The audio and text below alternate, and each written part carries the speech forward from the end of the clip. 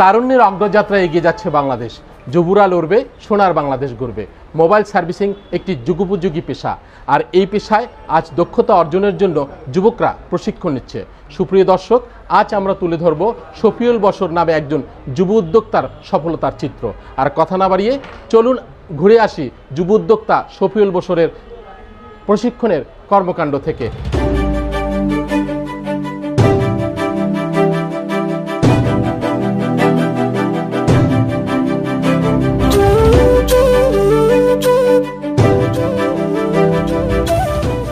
দক্ষ যুবশক্তি দেশের সম্পদ, যুবকরা জাতির প্রাণ শক্তি। জাতীয় যুবনীতি অনুসারে বাংলাদেশের 18 থেকে 35 বছর বয়সী জনগোষ্ঠীকে যুব হিসেবে সংজ্ঞায়িত করা হয়েছে। এ বয়সসীমার জনসংখ্যা 5,50,52,872 জন, যা দেশের মোট জনসংখ্যার প্রায় 1/3।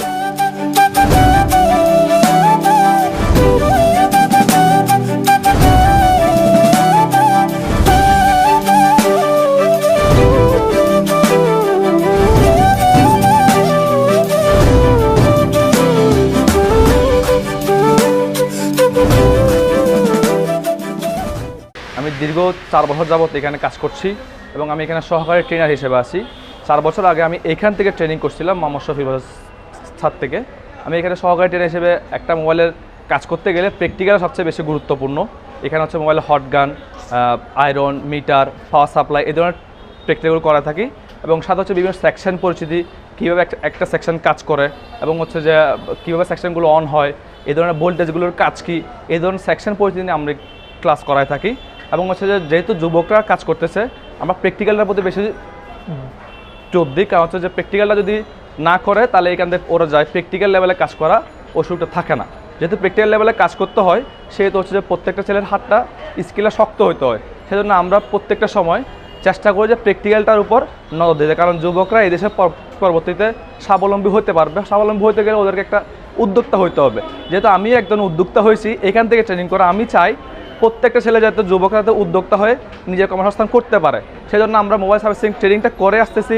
দীর্ঘ 12 বছর যাবত এটা করাছে, কিন্তু আমি 4 বছর যাবত এখানে ট্রেনার হিসেবে আছি, সহকারী ট্রেনার হিসেবে আছি। এবং আমি এখানে থিওরিক্যাল প্র্যাকটিক্যাল উভয় ক্লাসগুলো আমি নিয়ে থাকি। থিওরিক্যালের মধ্যে হচ্ছে যেগুলো হচ্ছে যে আমরা চেষ্টা করি যত থিওরি কম করা যায়, প্র্যাকটিক্যালটা বেশি করানো যায়, কারণ প্র্যাকটিক্যালটা হচ্ছে মোবাইল সার্ভিসের একটা বড় একটা অংশ।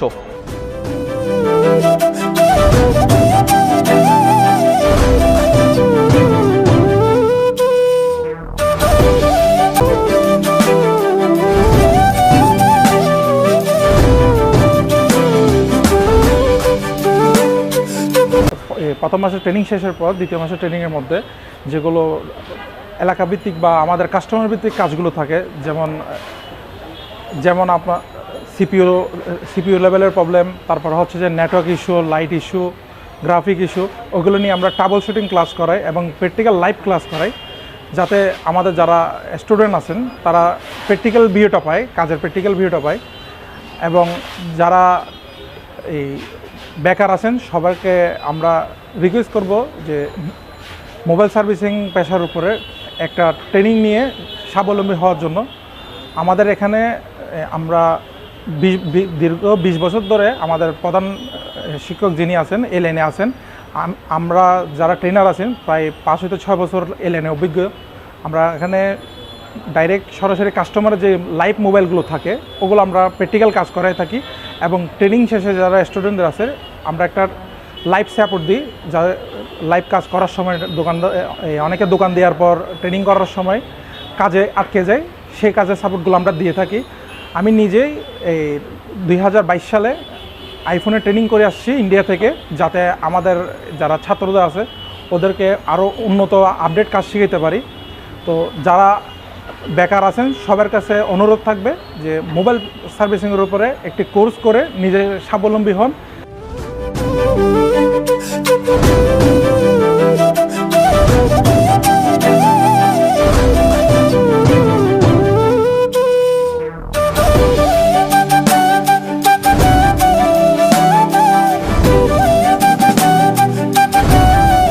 কারিগরি শিক্ষা ও যুব উন্নয়ন অধিদপ্তর থেকে প্রশিক্ষিত যুবক মোহাম্মদ শফিউল বশর মোবাইল সার্ভিসিংয়ের বিষয়ে উন্নত প্রশিক্ষণ নিয়ে 2012 সালে চট্টগ্রাম নগরের রিয়াজউদ্দিন বাজারে বিশ্বাস মোবাইল ট্রেনিং ইনস্টিটিউট গড়ে তোলেন। চাকরির পিছনে না ঘুরে নিজেই উদ্যোক্তা হব, এই প্রত্যয়কে সামনে রেখে উদ্যমী যুবক শফিউল বশর অদম্য ইচ্ছাশক্তি নিয়ে সফল উদ্যোক্তা হিসেবে পরিচিতি লাভ করছেন।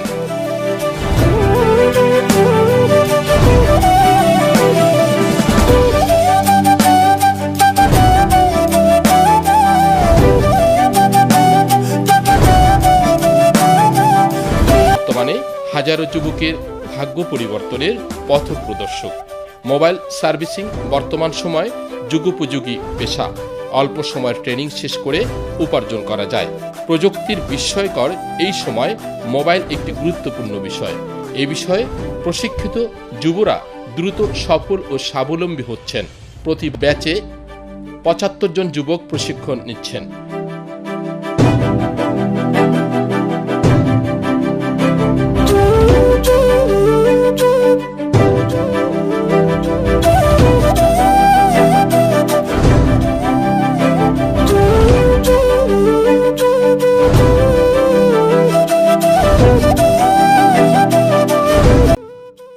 বিভিন্ন জায়গায় শুনছি যে এখান থেকে ট্রেনিং নিয়ে গেছে, তারপর দোকান দিছে, স্বাবলম্বী হয়েছে। তো ঘর থেকে বলছিলাম যে এই কাজটা শিখলে তো ভালো কাজ, মানে ময়লা জাতীয় কাজ না, এটা সম্মানীয় কাজ, তারপর একটা কিছু করতে পারবো। তো ঘর থেকেও সাপোর্ট দিছে। তারপর আসছি, এসে এখানে ভাইয়াদের সাথে যোগাযোগ করছি, কি করতে হবে না করতে হবে সব দিছে। তারপর ভর্তি হয়েছি। তো ভাইয়ারা অনেক সুন্দর করে কাজটা করায়, যে একটা জিনিস বুঝতেছি না, একবার না 10 বার জিজ্ঞেস করলেও 10 বার আমাদেরকে দেখিয়ে দেয়। যতক্ষণ না হাত প্র্যাকটিস ভালো হইতেছে ততক্ষণ এটা বুঝিয়ে দেয়। আমি মোবাইল সার্ভিসিংয়ের কাজটা শিখতেছি জীবনে বড় কিছু করার জন্য। আমার একটা দোকান দেওয়ার প্ল্যান আছে, অনেক বড় কিছু করবো। আর না হলে ওইটা না হলে আমি ইউরোপ যাওয়ার প্ল্যান আছে। ইউরোপে একটা ভালো পদ গঠন করার জন্য আমি মোবাইলের কাজটা শিখতেছি। আমি চাই এখানে আমার মতো যারা বেকার আছে ওরা অনেকে বাসাতে বসে থাকে, রাস্তাঘাটে আড্ডা দেয়, মোবাইল টিপে কোনো কাজ টাজ করে না, ওরা এইসব জায়গায় আসে বিশ্বাস মোবাইল ট্রেনিং ইনস্টিটিউটে এসে কাজটা শিখুক। আমি এটা চাই। প্রথম 2 মাস আমরা বেসিক্যালি থিওরি এবং বেসিক টুলসগুলোর নাম সম্পর্কে জানতে পারছি, এবং দ্বিতীয় সেশনে এসে আমরা কাস্টমার ডিলিং এবং সোল্ডারিং, কীভাবে রিভোলিং করতে হয়, সিপিইউ, ওগুলো সম্পর্কে জানতেছি, এবং কাস্টমারের সাথে কিভাবে ডিল করা যায় এবং কি কি সতর্কতা অবলম্বন করতে হয় ওগুলো সম্পর্কে জানতেছি। এবং আমাদের প্রথম সেশনে আমাদের স্যার, শ্রদ্ধেয় স্যার উনি এবং ইলিয়াস ভাই যথেষ্ট আমাদেরকে হেল্প করছেন বেসিক সম্পর্কে জানার জন্য। এবং এই সেশনে এসে আহাদ ভাই এবং স্যার পুনরায় আমাদেরকে বিভিন্নভাবে হেল্প করতেছেন জানার এবং বোঝার জন্য। এবং আমি মনে করি হাতে যদি সময় থাকে আমাদের সবারই উচিত এরকম কিছু কাজ শেখার, যেমন মোবাইল ট্রেনিং হতে পারে সেটা, বা কম্পিউটারের কাজ হতে পারে। যেহেতু মোবাইলের সাথে কম্পিউটার সেকশনটাও জড়িত, সো আমরা মোবাইলটা যদি আয়ত্ত করতে পারি সার্ভিসিংটা, তাহলে আমরা বাইরের দেশেও এটার চাহিদা আছে, ওখানেও কর্মসংস্থানের সুযোগ আছে।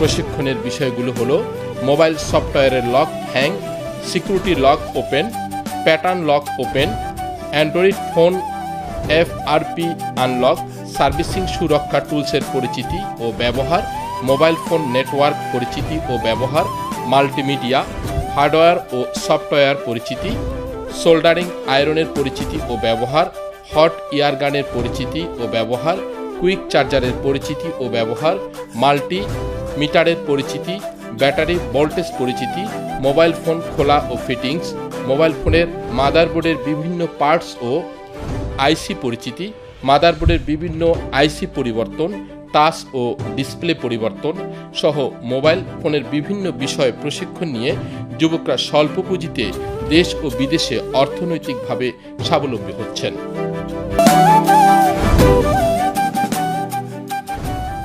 মোবাইল ফোন সার্ভিসিং পেশাটি বর্তমান সময়ের একটি যুগ উপযোগী কাজ।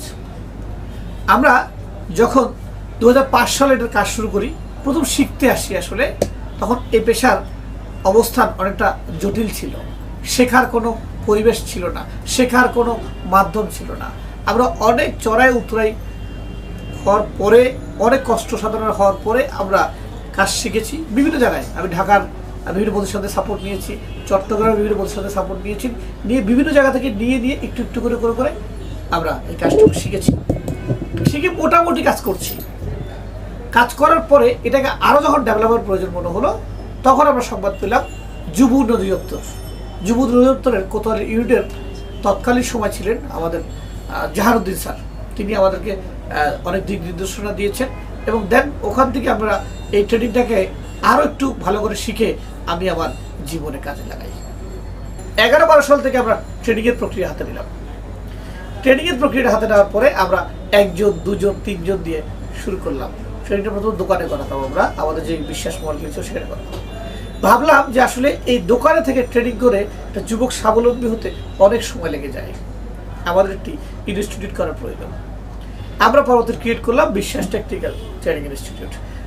সেখান থেকে আমরা এটাকে একটা ইন্টারন্যাশনাল মানের ট্রেনিং, যেমন চায়নায় যেভাবে টেকনিশিয়ানরা গড়ে ওঠে, ইন্দোনেশিয়া যেভাবে গড়ে ওঠে, বিশ্বের বিভিন্ন রকম মিডল ইস্টে যারা টেকনিশিয়ান যেভাবে গড়ে ওঠে, তারা যেভাবে শিখায় আমরা তার একটা কারিকুলাম নেওয়ার চেষ্টা করলাম। কারণ যারা মোবাইল ফোন রিপেয়ার শিখতে আসছে এই পেশায়, তারা কেউ কিন্তু এই পেশার সঙ্গে এডুকেটেড নয়। ফলেই হয়েছে কি, তারা বুঝতে তার অনেকগুলো অসুবিধা হয়। যেহেতু আমাদের পিছনে আমাদের একটা দীর্ঘ এক্সপিরিয়েন্স রয়েছে, ফিল্ড লেভেলে যে কাজগুলো হয়, গ্রাহকের যে সমস্যাগুলো হয়, এগুলোকে আমরা পর্যবেক্ষণ করে কত সহজে তাদেরকে শেখানো যায় স্টার্ট করলাম। যে একটা মোবাইল খুলতে হয় কীভাবে, খোলার জন্য সতর্কতা কী কী থাকতে হয়, খোলার পর মাদারবোর্ডে কী কী পার্টসগুলো আছে, সেই পার্টসগুলো সে কীভাবে চেক করবে, নেটওয়ার্ক, পাওয়ার, লাইট, গ্রাফিক্স থেকে শুরু করে এই ফোনগুলোকে আমরা স্টেপ বাই স্টেপের সাথে শেখার চেষ্টা করলাম।